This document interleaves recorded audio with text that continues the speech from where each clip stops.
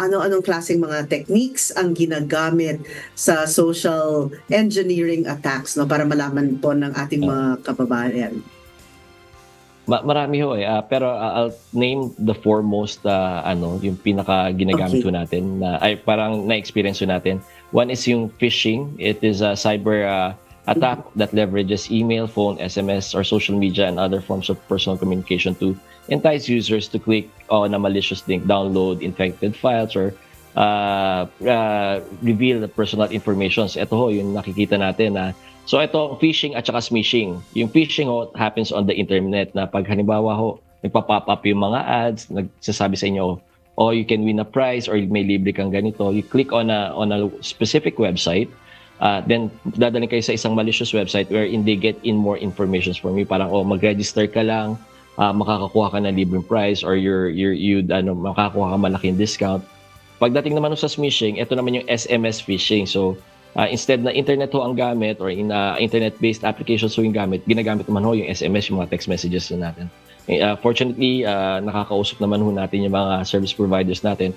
And now, nakikita nyo yung stark difference ho, yung malaking diferensya nung before na hindi na tayo nakaka-receive ngayon ng mga text messages na may pwede kang i-click na link para naman daling ka doon sa mga malicious websites na naman ho na to.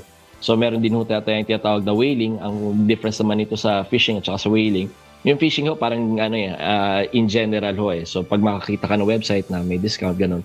Pag sa whaling naman ho, more specific yung attack.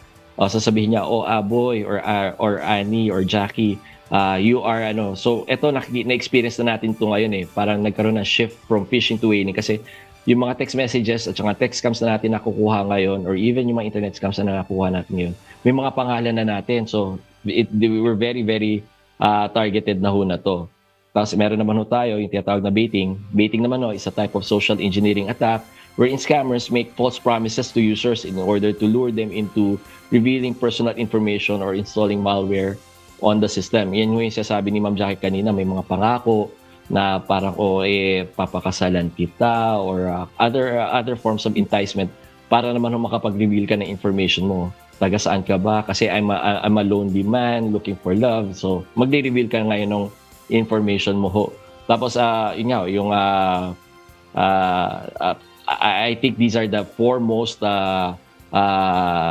common cyber social engineering attacks that happen. So pero meron pa yung iba yan eh. Diversion theft, business email compromises, quid pro quo, pretexting, yung honey trap, tapos yung tailgating or piggybacking. Napakarami pala, Miss Jackie, di ba? Nakakapagod, Yes pakinggan, po. di ba po? Pero napakarami, po. Asik Aboy, I don't know kung kasama rin ito. Sa mga, alam ko, Miss Jackie, ako'y napaka-ignorante ko sa ganito, ha? Hindi ako makagalaw na walang sutulong sa akin. Asik Aboy, mayroon din silang sinasabi, I don't know kung anong pwedeng maipayo nyo dito. May mga app din daw po, alimbawa, example, gusto mong i-spy yung isang tao, may app na pwede kang makuha.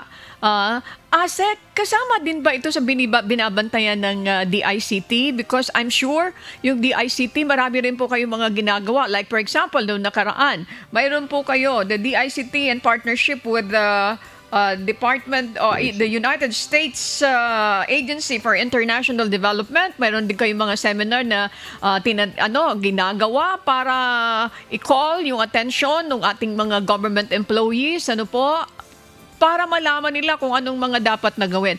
Asek, yung binanggit ko sa inyo kanina na may mga app na pipindutin mo, Miss Jackie, kung sino yung target na gusto kong i-spy, mamamonitor ka nila o kaya pwedeng, I don't know, paano ito ginagawa? I don't know if you're familiar with this and what can you say about this po? Naku, Ma'am Annie, familiar ko dyan. Yung app na malalaman kung asan ka, ano ginagawa mo ho. Kasi pinadownload sa akin ng asawa ko yan eh. So, meron ako niyan. Pero may mga apps talaga dyan na available, whether it's a free app or a paid app that monitors where you are, ano yung ginagawa mo. It can even monitor yung mga health apps natin. It can monitor yung mga vital signs natin and send it to someone else. So it's dangerous and yan eh. whether you download that app para naman kasi it's beneficial to you, pero it's something that we have to be aware of, that baka may isinusuko tayong mga impormasyon sa mga third-party applications na to na pwedeng gamitin later on. So I advise the public to be very circumspect, or mag-ingat ho tayo at pag-isipan ho natin na kung hindi naman talaga natin kailangan na i-monitor kung sino-sino man, o lalo na yung mga boyfriend natin, girlfriend natin. Kasi hindi lang ibig sabihin minomonitor mo, they can monitor you back eh.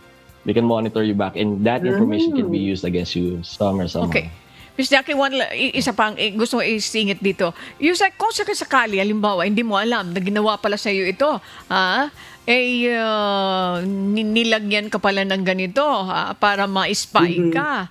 And if you found out na ganon, anong pwedeng gawin doon sa tao na naglalagay ng mga ganon na Yusek? At saan pwedeng magreklamo? Nako, yung binanggit ho yung sitwasyon, Ma'am, it falls squarely within the definitions of criminal act called the Anti-Wiretapping Act ho, na kung saan minomonitor at pinapakinggan nyo ang conversations na isang tao nang hindi niya ho alam. It also constitutes a violation of the data privacy law ho natin. So, for violations of the data privacy law, pwede ho tayo magreklamo sa attached agency ng DICT na National Privacy Commission. Andyan ho yung mga magigiting natin mga chairman at commissioner, si Chairman John Naga, si DepCom Niris, tsaka Dr. Dino. Talaga naman very active when it comes to protecting the privacy of our citizenry.